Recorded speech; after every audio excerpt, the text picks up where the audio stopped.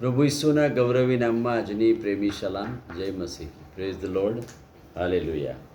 આજે આપણે એ વિશે જોવા માગીએ છીએ કે ઈશ્વરને શોધવા માટે પવિત્ર શાસ્ત્રમાં જે પગથિયા દેવના વચન આપ્યા છે એ જોવા માગીએ છીએ. ઈશ્વરને શોધીએ છીએ જુદા વાના મારફતે, જુદી દ્રષ્ટિથી, પણ દેવના વચનોમાં કયા પગથિયા અનુક્રમે લખ્યા છે કે આપણે ઈશ્વરને શોધી શકીએ છીએ.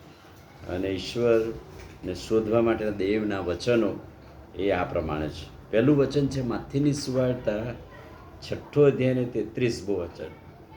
પ્રભુ કહે છે કે પણ તમે પહેલાં તેના રાજ્યને, ત્યાં ન્યાયપણાને શોધો, એટલે બધા જ વાના તમને અપાશે. પહેલું પગથિયું એ છે ઈશ્વરને શોધવા માટે એના રાજ્યને અને એના ન્યાયપણાને પહેલું શોધવાનું.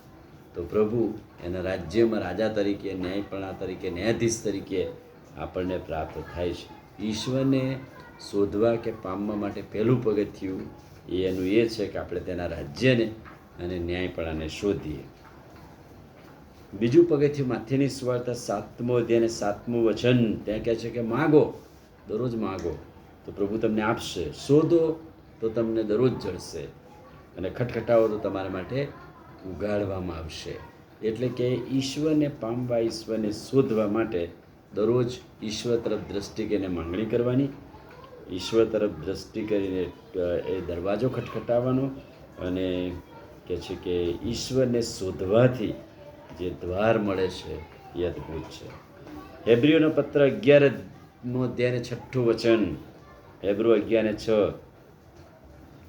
ઈશ્વરની પાસે જે કોઈ આવે છે, એટલે ઈશ્વરને શોધે છે, એની પાસે આવે છે, તેણે તે છે, એટલે કે પ્રભુ છે એવું ખંતથી શોધે તો તેને ફળ મળે છે, અને તેવો વિશ્વાસ કરવો જોઈએ.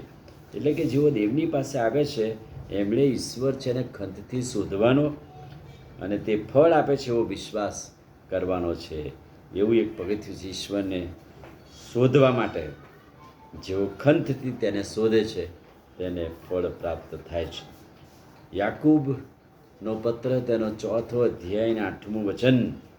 તમે દેવની પાસે જાઓ એટલે તે તમારી પાસે આવશે. તમે ઈશ્વરની પાસે જાઓ એટલે ઈશ્વર તમને કહે છે કે તમારી પાસે આવશે. ગીતશાસ્ત્ર 34:10.